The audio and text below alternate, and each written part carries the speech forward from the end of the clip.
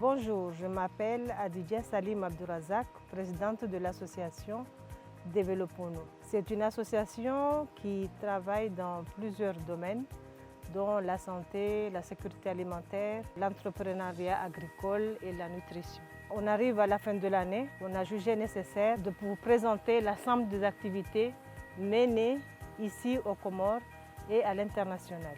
Après cette tournée, on a organisé un salon multisectoriel à Imam Chafian, à la faculté, pendant une semaine où il y a eu pas mal de formations, des formations avec plusieurs modules, de leadership, de confiance en soi, d'agriculture, pour les techniques agricoles, pour la transformation et aussi pour les normes d'hygiène, le HACCP. Une semaine, quand on l'a fini, on a continué sur le terrain parce qu'on a remarqué qu'aux Comores, on n'a pas d'organisation de filière.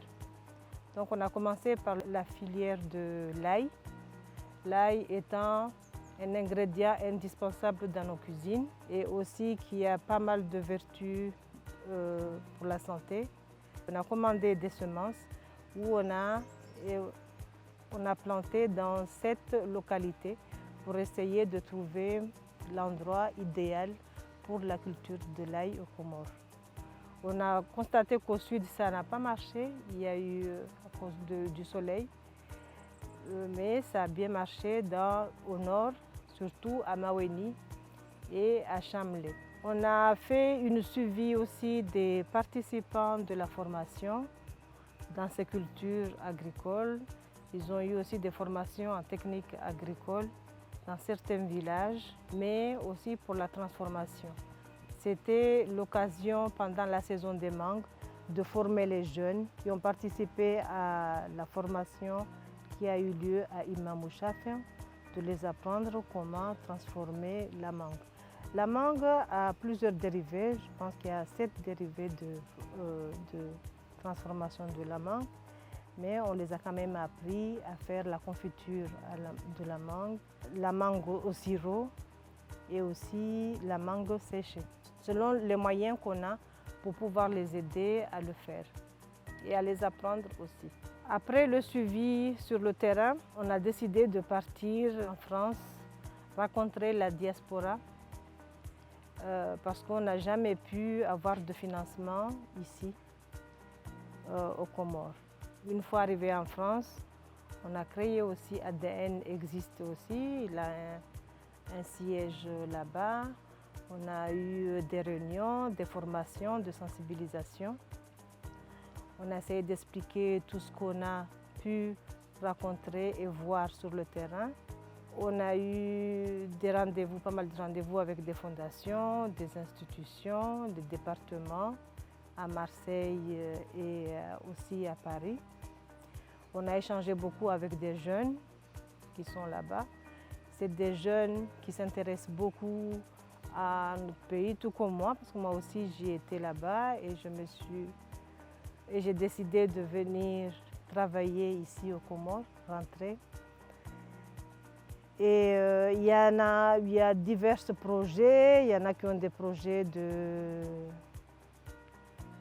fruit à pain, il y a pas mal d'idées là-bas avec les jeunes qui veulent venir investir ici aux Comores. Seulement, je pense qu'on doit encore se battre parce qu'il nous faut la matière première.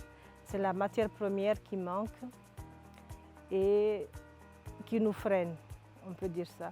Après avoir rencontré ceux qui étaient à Paris, échangé avec les institutions, qui nous ont beaucoup félicités, qui nous ont beaucoup encouragés, on est parti au Togo pour essayer aussi de voir, d'apprendre comment ils s'améliorent, comment ils avancent, comment ils travaillent dans le secteur agricole.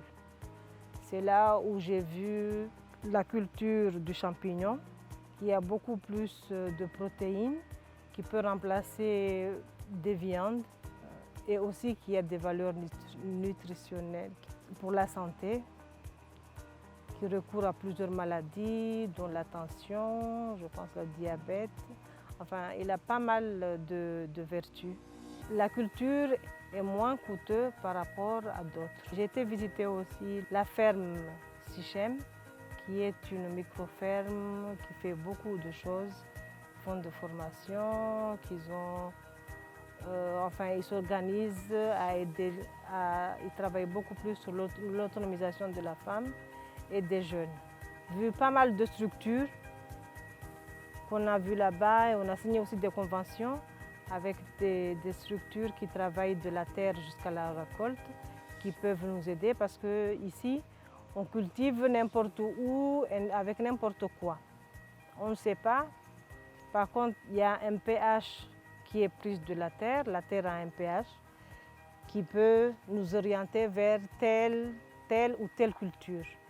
On a signé une convention avec une structure qui est au Togo et qui nous aide à faire des analyses du sol pour nous dire telle culture peut se réaliser dans tel endroit ou pas.